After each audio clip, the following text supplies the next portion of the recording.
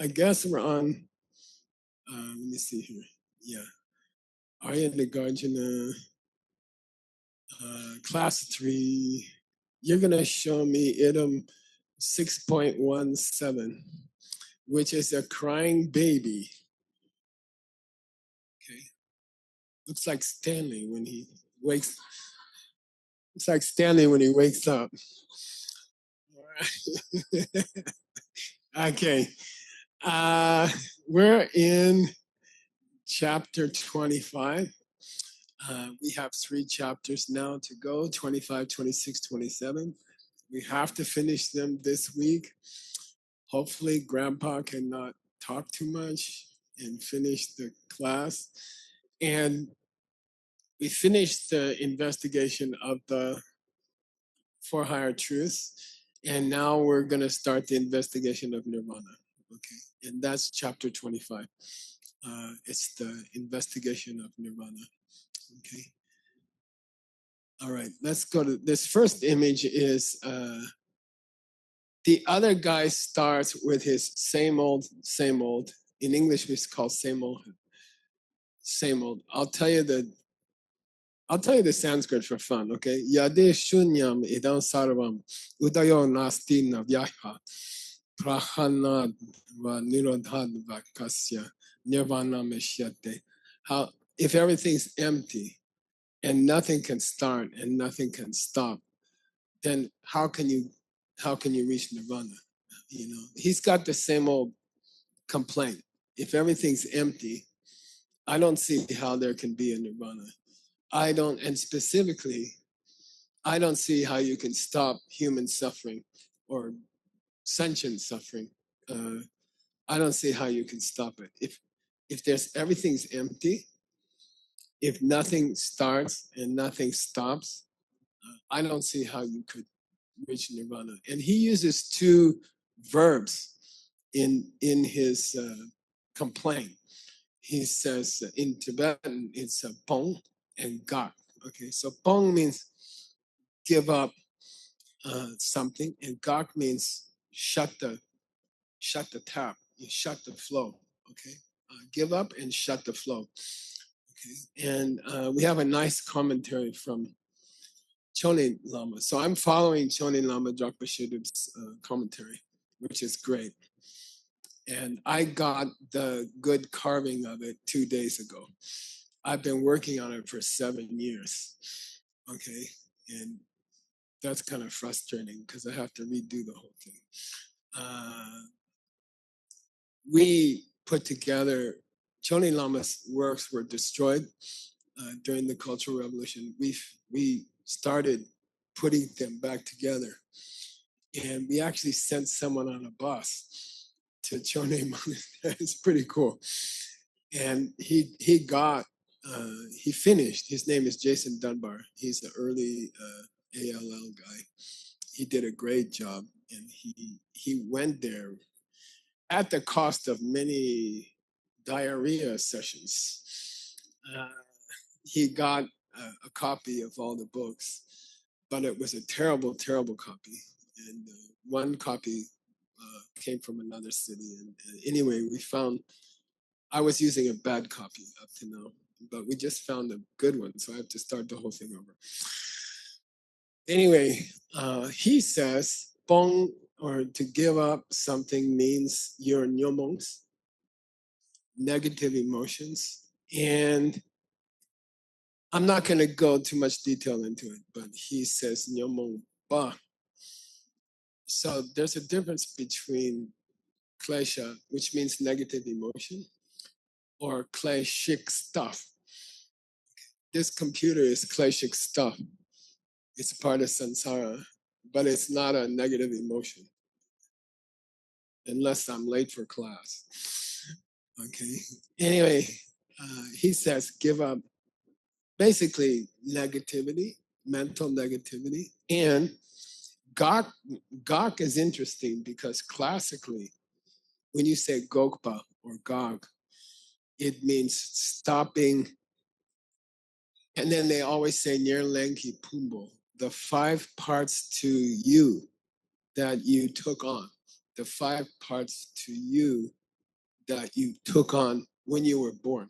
Okay, so when you were born, you said you went to the store and you said, "Oh, this mind looks pretty good, and this body's okay," and you made choices and you took on 5 pieces. Okay, so in nirvana, it's kind of defined as stopping the 5 parts to you that you took on, okay, which is your body, your feelings, your capacity to discriminate between things, all your other mental functions, and certain little things about you, and then your main consciousness, okay, your main mind. In English, you can say body and mind, okay, the body and mind that you, mind body complex that you took on when you were born, okay? So that stopped in nirvana. Mm. And I'll give you a clue, okay? I'll give you a clue. We don't say nirvana is stopping the 5 parts of you. We do say nirvana is stopping the 5 parts of you that you took on. What's the difference?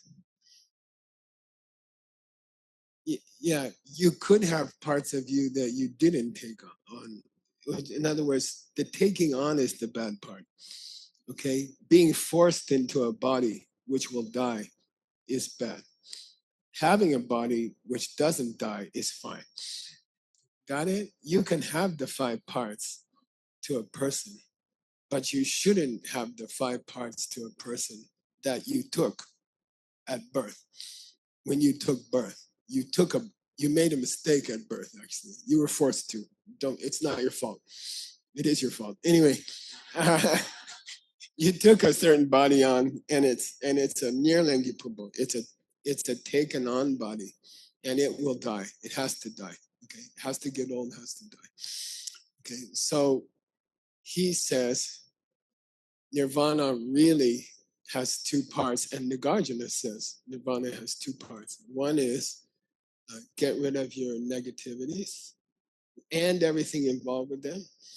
And then secondly, get rid of the 5 parts to you, which you took on, Nirlan. Okay, that's crucial.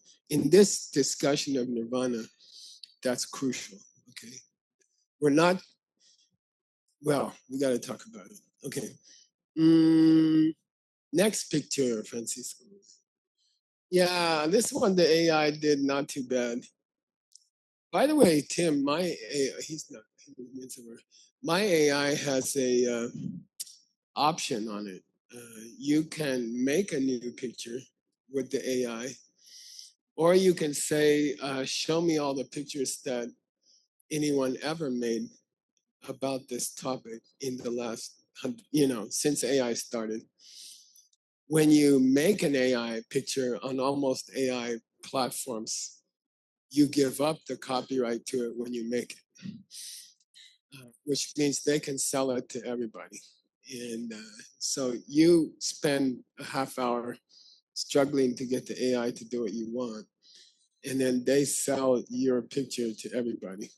But you have to know how to reach that part of the AI function. Okay. So anyway, someone else did the work on this one. I thank you very much.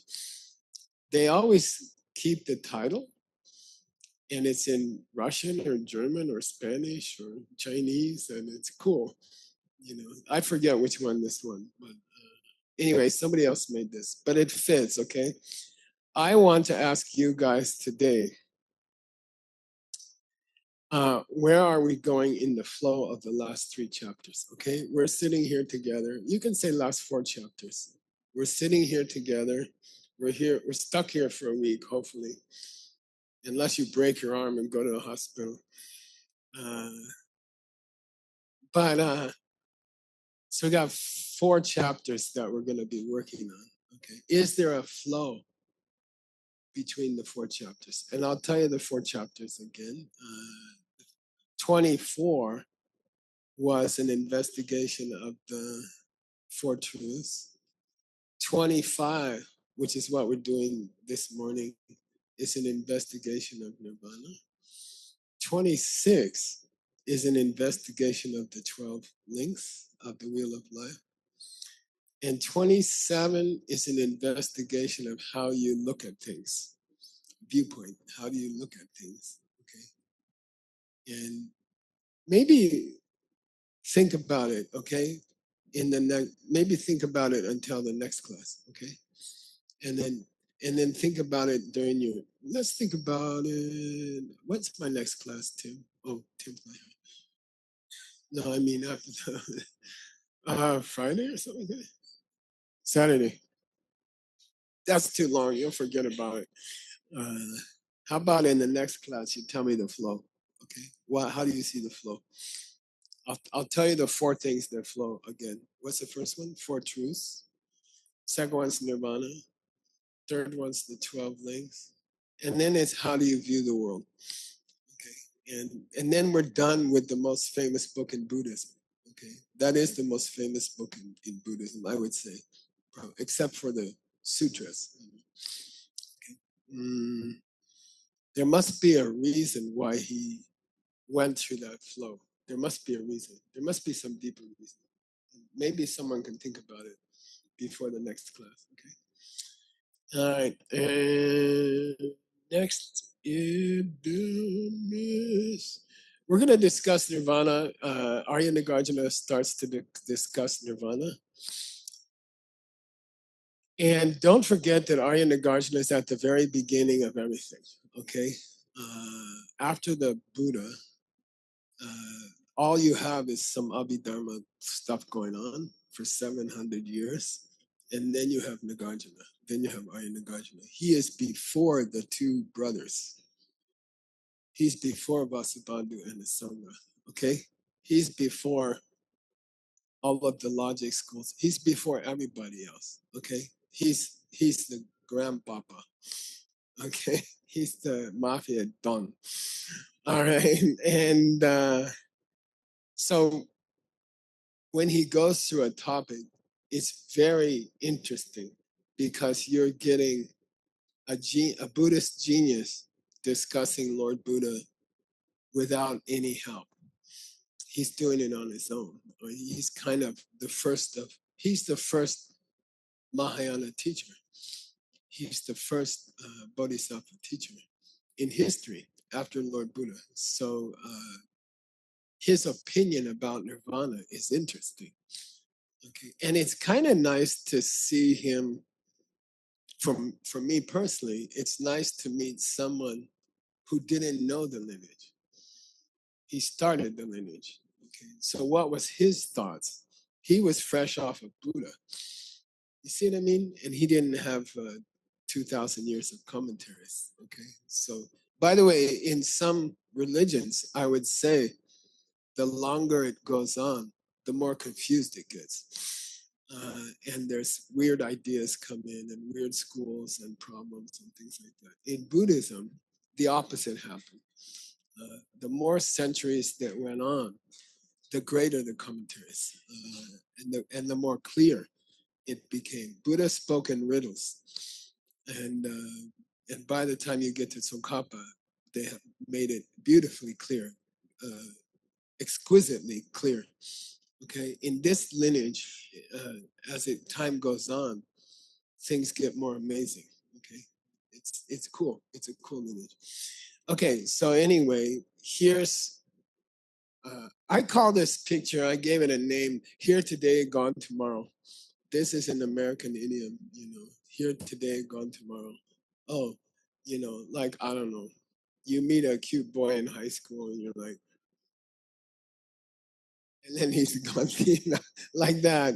Life tends to be a long series of here today, gone tomorrow. And the way that the early Buddhists, like Abhidharma people, before Vasubandhu, okay, Vasubandhu was at the end of Abhidharma. He wrote the summary of what the school thought after it died, or as it was dying. He wrote the great Abhidharma Kosha. But what did they think before that? What did they think about nirvana before that? And it was kind of we call well, they thought your body and your mind what blinked out, just disappeared. Okay, they thought nirvana was, and by the way, my brother committed suicide, and he when he was 20, and he just decided it was better. He was comfortable. He had everything, and but he just decided he didn't want to be. He didn't want to exist anymore. And so there is this idea in the lower schools of Buddhism that nirvana means you blink out. You kill your body, you kill your mind, and then it's all over, and that's kind of some kind of happiness. There's the trick is, the problem is what? There's no one to experience that.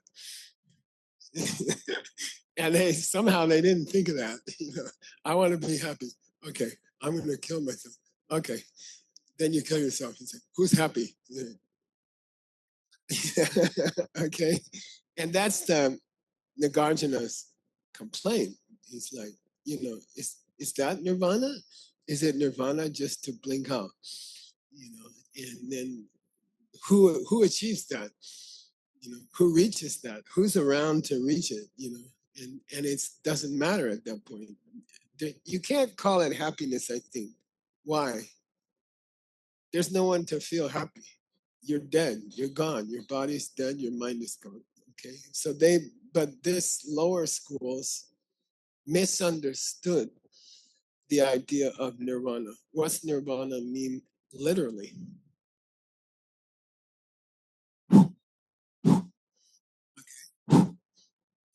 Nir means out, van means blow. The word fan comes from van. Okay, the word like a fan in a hot room is called V. It comes from van. Nir means out. It became nil. It became negative. Okay, so it means to blow out. So they heard the word nirvana and they said, "Oh yeah, I'll blow out my body and I'll blow out my mind, and then I'll be happy." Okay, cool.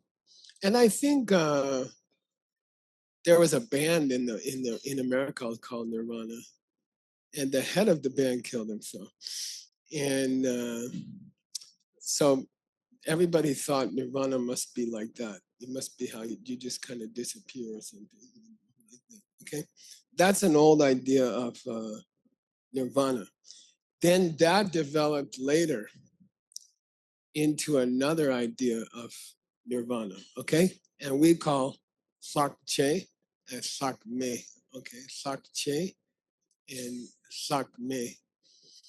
And early Buddhists who misunderstood Lord Buddha, they said you reach a point of where you're ready to go to nirvana, but you still have your old body and mind. Okay, and so you just live in it until you die, and then you reach real nirvana. Okay, so there's like a temporary nirvana. At some point in your ACI studies, you reach perfection, personal perfection, but you're not dead yet. You're still dragging around the body that you took on at birth. Okay, so they don't say you should commit suicide. They say you should just wait till the old body wears out, and then you'll go to nirvana with no remainder, with nothing left over. Okay, so that's, you can think of it. Try to think of it. And Nagarjuna is addressing this idea. Nagarjuna is, historically, he's in a time when everybody around him believed that. They said nirvana has two stages. Okay, why? First, you study, meditate, and then you stop all your negativities. Okay, but you're still in your original body, which is created by bad karma. And you're still in your original mind, which was created by bad karma, and you took it on at birth.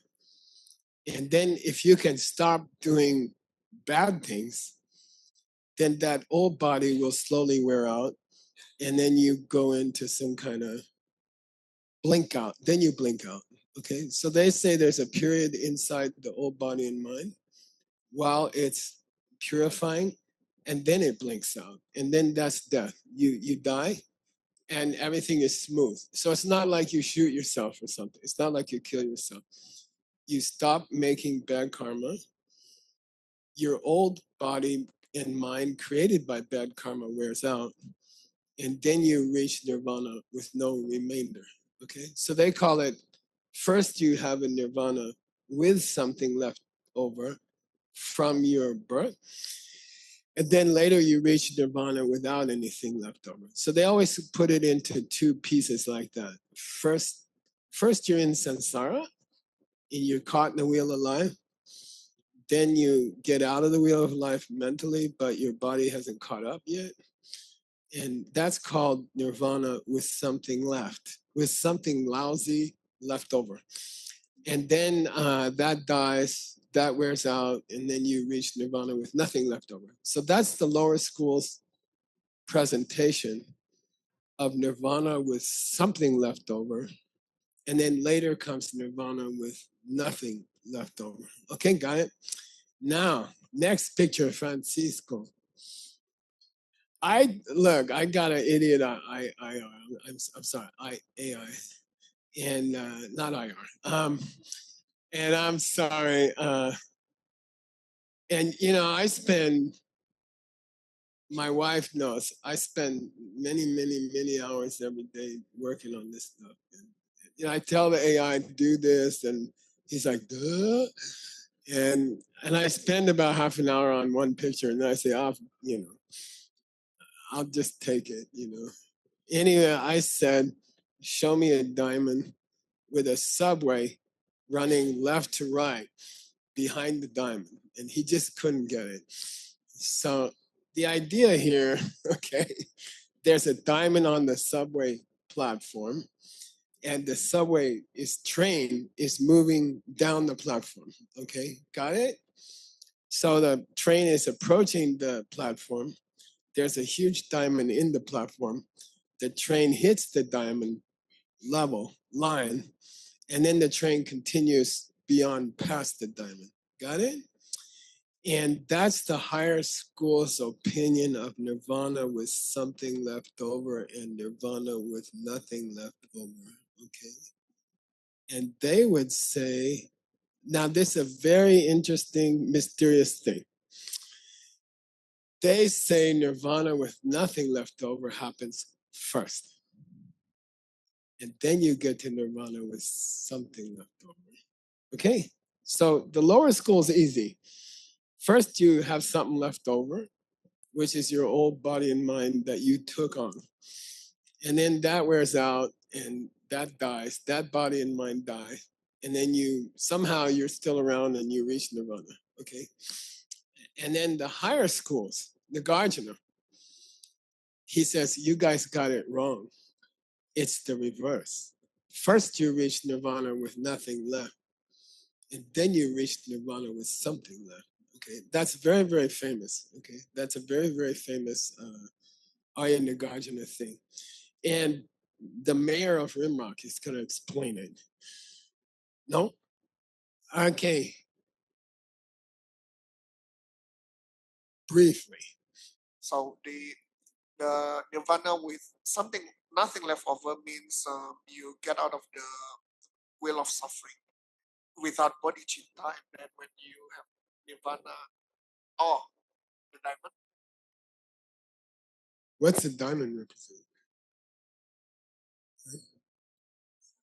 Rob? Whoa, I don't know if this is a good system. Yeah. Some old bodies and mind might be. Yeah, their nirvana with nothing left over would be the direct perception of emptiness. Good. And the nirvana with something left over is when you come out of the direct perception. Yeah. So they would say, Arya Nagarjuna would say, when you see emptiness directly, while the train hits the diamond, you are in nirvana with nothing left over. And then when you come out of that, you pick the old luggage back up. You pick the old suitcase back up. You start seeing things as coming from their side again. Okay, cool. And that's, by the way, that's the ultimate meaning of Maya in Buddhism. What's Maya? Maya is the name of Lord Buddha's mom. Yeah, her name means illusion, but illusion means you saw emptiness directly. You know things are not coming this way, but then when you come out of emptiness, you can't see it anymore, but you still remember. Then that's called kind of a crazy period in your life, because you know you're wrong, but you can't stop it. Okay, it's a, what do you call that? It's a conflicted thing. Okay, does the pen come from you? Yes. Do you see it that way? No. Even when you teach it, Geshe Michael? Yeah, even when I teach it, I see it as coming from its side. Well, just stop it. I can't. Okay, I'm in nirvana with remainder. I'm still carrying the old baggage of my old mental habits that I, and then that's why an Arya can get upset. Okay, that's why an Arya can complain day after day about not having enough time. Okay, okay, they know it's coming from them, but they can't remember. Okay, all right, or they can't see it at that time. That's why Arya is not an Arhat. That's why an Arya still has negative emotions. Okay, Arhat, someone who reached nirvana, they stopped all the seeds to see things coming from their own side. But an Arya, a baby Arya or early Arya, by the way, every Arhat is also an Arya, every Buddha is also an Arya. But generally, Arya means a person who had the experience of emptiness directly, but still see things coming from their own side and cannot stop themselves. And that weird existence for 500 years, typically 500 years, is called illusion. That they understand it's an illusion, but they can't stop it. Okay, and then slowly, because they saw that everything's coming from them, slowly they're able to stop their anger, desire, jealousy. And Arya is improving fast. That's why they're a stream mentor. Okay, that's why they're on their way out. They're improving, inexorably improving. No one can stop it. If they wanted to stop, they couldn't stop it. So once you see emptiness directly, you know from the first day that I almost said asshole, but my wife is here.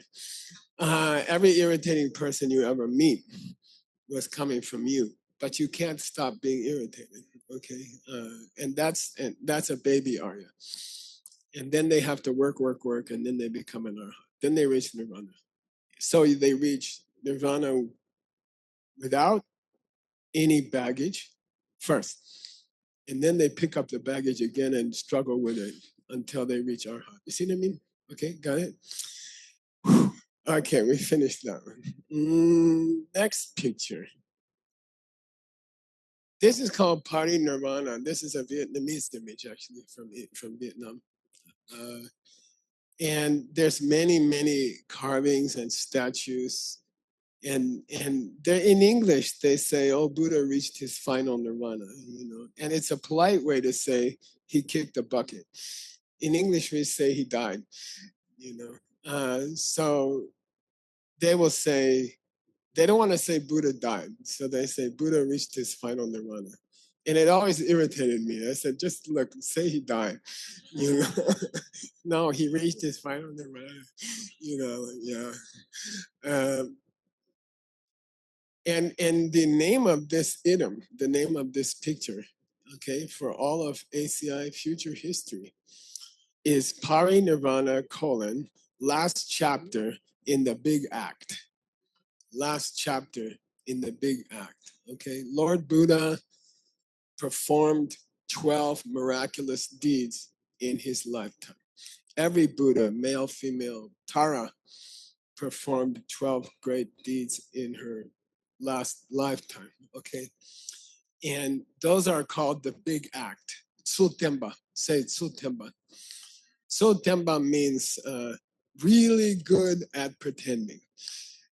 Okay, And the whole thing, from getting born to growing up in the palace, to seeing the dead man, to going out to the forest, to hanging out with his 5 friends, to sitting under the Bodhi tree, to reaching his enlightenment, to sitting for 7 weeks because no one's going to understand this, and then teaching for the rest of his life, and then lay down and Parinirvana, what do you call it? Final nirvana. It's all a big show, okay? It's all a big play. And it's played out countless times on countless worlds, okay? Many, many Buddhas are playing right now on different planets, Karine had this beautiful, where are you? Oh, she had this beautiful photo that she took of the Milky Way.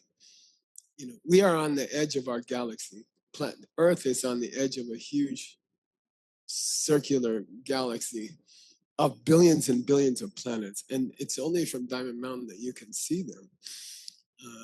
You can. We're on the edge of it. So when you have a really dark night, right now it's a lousy time to watch the sky because it's full moon, close to full moon. But on a new moon, on a black moon here, you can see that we are on the edge of the galaxy, and you can see the rest of the galaxy from Diamond Mountain. It's very beautiful. It looks like a strip of stars. It's actually like that, and we're on the edge. So on every, they say in a 1 inch square, there's billions and billions of planets. So there are billions of Buddhas right now pretending to get born, pretending to get educated, pretending to get a great idea, and then pretending to reach this kind of nirvana. Why I show this kind of nirvana is I want you to forget about it. Okay? It's got nothing to do with nirvana. Okay? Buddha didn't have to die. Buddha didn't lay down, even though he looks comfortable. Okay, so just cancel that. In your list of nirvanas, just forget that one. Okay, that's all a big show. Okay, all right. It is, though, a very important teaching on impermanence, and every Buddhist leader and every Buddhist teacher will talk about their own death, the end of their teaching, the end of their time on this earth, and that's Buddhism, and I like it. I think it's good. I think to have a religion where the leaders of the religion say, "Look, you're all impermanent, and I am too, and let's do what we can do while we have time, because we won't be here long." I think it's great. I think it's beautiful. Okay, I think that Buddhist leaders can say, Buddha himself said, "Look, I'm going to disappear, and then my teaching will disappear in this world." And to be so honest about impermanence, that, hey, guess what? Impermanence applies to me too. And impermanence applies to my teaching too. And to speak about it openly, to speak about it honestly, I think it's very healthy for an organization and for Buddhists. It's healthy to say we're all in this together, and we will all disappear one by one, alone. Each person will go alone, and even the teacher will go alone, and the teaching will die out. You can do the 5 houses, but then there'll be 4, and then there'll be 3, and then everybody will say, "What, 5 houses?" Okay. And as you create the 5 houses, it's healthy Buddhism to say, I know they won't last forever, but let's give the world the 5 houses for as long as we can, okay? And then that will help the world. And I'll meet you in the next life. Don't be late. You know this song? Jimi Hendrix. Okay. Next picture. We still got 5 minutes. Am I right, Tim? Right? Oh, we got that thing called Q&A. Guess I forgot what it is. Okay. Next picture. Yeah. Then Arya Nagarjuna says, look, does nirvana last forever? Okay, does nirvana last forever? Now, as a Buddhist, try to understand the contradiction here. You have to trigger, you have to create, you have to give birth to your nirvana. And then it's going to last forever. And you won't pop out of nirvana, which means come back to a dead body. You see what I mean? Do you get the problem? All things which have causes die. All things which are created come to an end. So the other guy's like, what about nirvana, Mr. Arya Nagarjuna? You know, can you achieve nirvana? Yes. Does that mean you didn't have it and then you had it? Yes. Does that mean you did something to make it happen? Yes. Then how the hell can you stay there forever? You know, then it's impermanent. Your big teaching, Mr. Buddha, or Mr. Nagarjuna, your big teaching is anything that has a cause will end. Then how come we don't pop out of nirvana? How can you stay in nirvana forever? That there's no such thing. You taught there's no such thing. How can you achieve a thing which lasts forever? There's no such thing. Okay, that's pretty cool, right? It's a pretty good complaint, I would say. Now, I'm going to give you a clue, okay? And you can chew on it in your retreat. Okay, I'll give you a clue. And by the way, the next topic we're going to cover is the wheel, right? The 12 links of the wheel. So we talk about dependence. There's a big deal in Buddhism.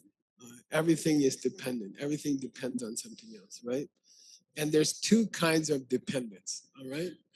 Number one, all things depend on their causes. Okay, all changing things depend on their causes. So, I don't know, rice depends on rice seed, wheat depends on wheat seed, corn depends on corn seed, 西瓜 depends on 西瓜的种子.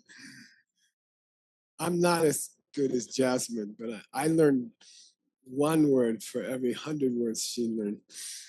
Anyway, that's one kind of dependence, okay? And by the way, the lower schools are kind of obsessed by that kind of dependence, cause and effect, okay? What's dependent origination? All things start in dependence on other things, okay? And then you have to appreciate that there's a higher dependent origination, okay? And that's that all things depend on your perceptions, okay? All things depend on your how you see them, okay? All things depend on names or all. By the way, when you say the higher dependent origination,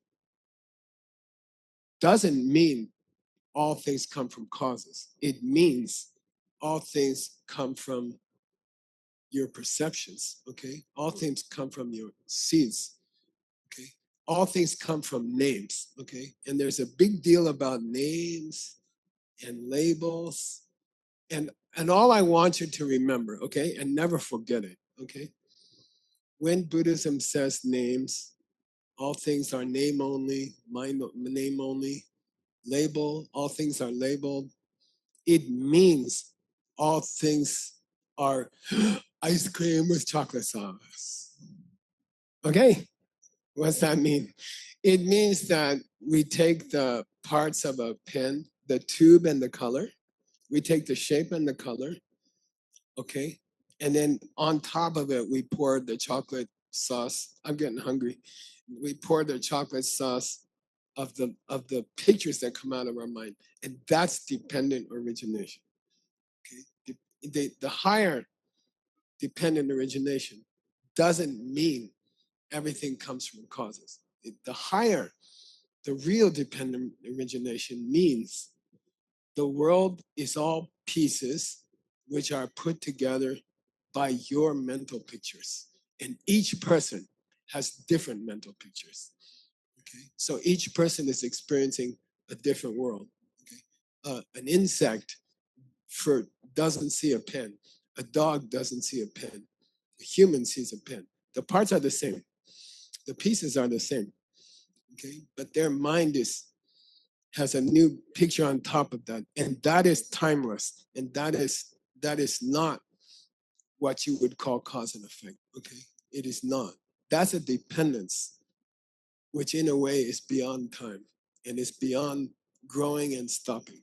Okay, in the moment that is happening, it's beyond time. It is not seeds and sprouts.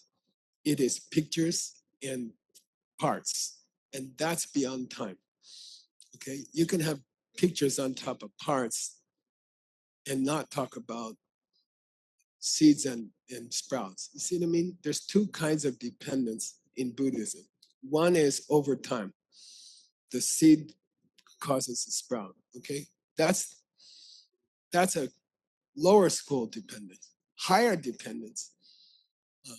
The pen in a single moment. The pen in a single moment is just pieces of something that you put your pictures on, and that's eternal. That happens in a moment. Okay, that's the relationship of a whole to the parts is different than that dependence is different from the dependence of supplanting a seed and then having something grow out of it. Okay, so which one do you think is Arya Nagarjuna's version of nirvana? He wants the higher dependent origination. He says, no, nirvana is not something that wasn't there and then was there because you planted the seed. Nirvana, when it happens, is a timeless mental picture on timeless pieces. Therefore, it doesn't come and go. Therefore, it will not end. Therefore, you can keep it. Okay? You got to cook it. Okay? You got to cook it. You got to cook the difference between two dependent originations. Okay? One is easy. Kill somebody, you will be killed. Those who live by the sword die by the sword. That's so beautiful. Okay?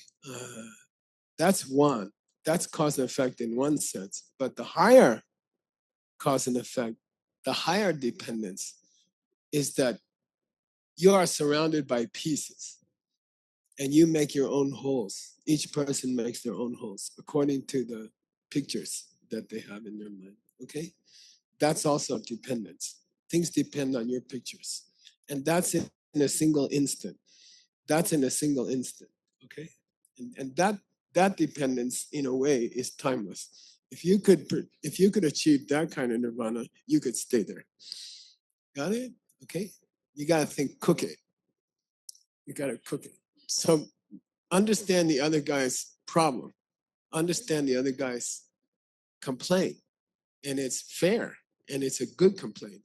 How can you achieve nirvana and stay there? Because all things with causes have to end. Then you should pop out of nirvana after a while. When the seeds wear out, you should pop out of nirvana. To reach nirvana in the highest meaning of dependence means, okay? To reach nirvana in the highest meaning of dependence means that you would have to create a self-perpetuating seed system. I'll say it again. To reach nirvana in the highest idea of dependence, you would have to continually create a self-perpetuating seed system. You'd have to create a system where the energy you put into it is replaced all the time. And I'll give you an example, okay? And don't forget it, all right? In the DCI system, and by the way, we're gonna be filming some DCI this week at Diamond Mountain because I have a surgery. I have a small muscle surgery here in 2 weeks or something like that. So I can't do all the filming for SCIM during SCIM. So anyway, We'll be doing some filming like that, okay? So is it possible to replenish seeds as you use them? And in DCI, what we teach is, and it's an interesting concept, okay? And I don't want you to ever forget it because it's the answer to the question here. The answer to the question here is if you produce seeds for financial success, okay? Like if you're starting a little diamond jewelry company with 3 people and 3 diamonds, and you want to reach a company that's processing 300,000 diamonds every day that used to own 3 diamonds and used to sit, we started on half a table. We rented half a table. The guy wouldn't let us sit on the other half of the table. So you sell something, you make $100 or you win $100 in the class, then what's the answer to the nirvana question? How does this relate to the nirvana question?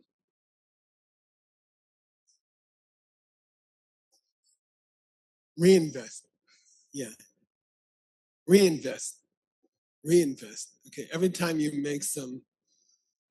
get some result from your seed planting, take some of that money and donate it somewhere. Okay. And then that will double again, and that will double again, and that will double again. And that's the answer to the nirvana question. Okay? Every time you do something good, every time the result comes to you, reinvest. And then that becomes an endless cycle. Okay? Then you never fall out of nirvana. You see what I mean? Okay, got it? Is there a cause and effect? Yes, but it's a cycle. It's a self-perpetuating cycle forever. And it's not like nirvana wears out and you stop being in nirvana, okay? If you keep helping other people, if you keep reinvesting the results you get, it just gets bigger and bigger and bigger. And I can tell you, okay, I'm not a super wealthy person because I always give it away. Unfortunately, I give away more than I get. But what I'm saying is, it just multiplies on itself, okay? And I'm a grandpa. I'm a real grandpa now, right? And I can tell you from 50 years of practice, okay, it just gets bigger and bigger and bigger, and you can't stop it, okay? And nirvana is the same. Well invested nirvana will last forever, and it doesn't matter that it started with a seed. Okay, got it? Okay. It's a self-perpetuating cycle, similar to the samsara cycle. Okay, I know I'm supposed to stop, but I'm not gonna. Q&A gets pushed off again. I've been accused of never wanting to do a Q&A, but it's not true. I just always have more to say, which my wife can also confirm. Next picture. There's another kind of nirvana that you should know about. At least you should know about it. And guessing from the background in this picture, what would you call it? Natural nirvana. Okay. There's a kind of nirvana in Buddhism called natural nirvana. And it's a code word for emptiness itself. Okay. All things have a nirvana inside of them. But it doesn't mean, they don't have headaches anymore. Okay, the microphone has natural nirvana. The room has natural nirvana. You have natural nirvana. And that's a code word for emptiness itself. Okay. It doesn't mean end of suffering. Okay, but obviously there's a deep connection. All right. Let's see if I got any more pictures here. I can do that.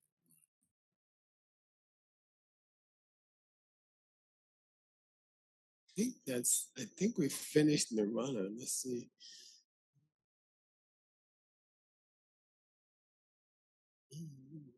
There. Okay. Yeah. Oh, one more, right? 6.25, Francisco. Skip that one. Yeah. Here we go. Last thing, okay? And I will end on time without a cue. Na sansarasya nirvana kinchidasti visheshanam. Na nirvanasya sansarat kinchidasti visheshanam. The Sanskrit is quite beautiful. Okay. There's not the slightest difference between sansara and nirvana. There's not the slightest difference between nirvana and samsara. And this is very, very famous Arya Nagarjuna talk. Okay, this is very, very famous. And like Arya Nagarjuna's teachings on emptiness, this verse has been misunderstood for 2,000 years. And then you get these weird Buddhists who say nirvana and samsara are the same. Therefore, I can just go to parties every night and get drunk, and it's all the same. Hangover and drunk is the same, and you hear Buddhist schools throughout history, weird, uneducated, stupid, negative, mistaken, suffering people who say, "Oh, Nagarjuna said nirvana and samsara are the same." So, I can just do what I like. I'm beyond morality. I'm a high yogi. I'm a real tantrika. I can kill things and it's a holy thing, and I can do naughty things and that's a good thing. And you hear this kind of thing. Okay. What did for $100? Impossible. Stop reading my mind. For $100, what did Arya Nagarjuna mean when he said nirvana is samsara and samsara is nirvana? And that he said, by the way, he said, kepa chungse. Kepa chungse means no difference at all. It's like at all. Chungse means no difference at all. Okay, talk loud. As long as I understand, so it means that is samsara is cycle and nirvana is cycle, and as samsara starting with the seeds, we planting all over and over. That's why it's causing cycle, the bad seeds, and then the good seeds will lead us to nirvana, and we're gonna cycle in nirvana pretty much same time. That's what he meant, because it's coming from the seeds. Okay, there's a problem here. Sometimes somebody gives a $200 answer to a $100.